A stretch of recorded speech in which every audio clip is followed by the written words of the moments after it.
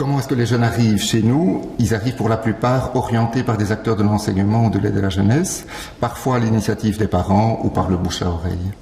Souvent, ni les jeunes ni les professionnels ne peuvent comprendre ce qui se passe exactement pour le jeune. Les motifs de décrochage sont la plupart du temps flous.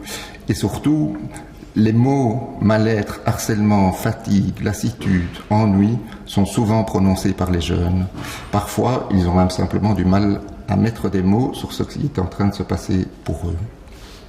Comment est-ce qu'on organise l'accueil? L'accueil est organisé sur plusieurs rendez-vous, toujours au moins 3 rendez-vous, qui permettent aux jeunes d'être écoutés et aux professionnels de lui expliquer le projet et le cadre de travail de parenthèse.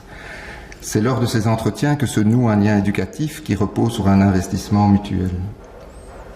Le jeune peut choisir de retourner à l'école ou de s'inscrire à parenthèse, et les professionnels peuvent également, l'équipe de parenthèse peut également décider de sa prise en charge, pour reprendre le terme officiel qui me déplaît, mais voilà, c'est comme ça, prise en charge ou non, en fonction de critères larges, notamment, on demande que le jeune ait une connaissance orale suffisante de la langue française, pour vous donner un exemple. Un autre exemple, c'est quand il y a une trop grande proximité personnelle, familiale ou autre, entre un des travailleurs des SAS et le jeune qui fait sa demande ou la famille. La procédure d'accueil prévoit de recevoir toujours le jeune seul d'abord et ensuite avec ses parents ou accompagnateurs selon la situation. On demande à chaque jeune de déposer une lettre de motivation symbolique adressée à l'équipe où il exprime ses attentes, ce qu'il voudrait qu'il change dans sa vie et qu'est-ce qu'il attend d'une prise en charge à parenthèse.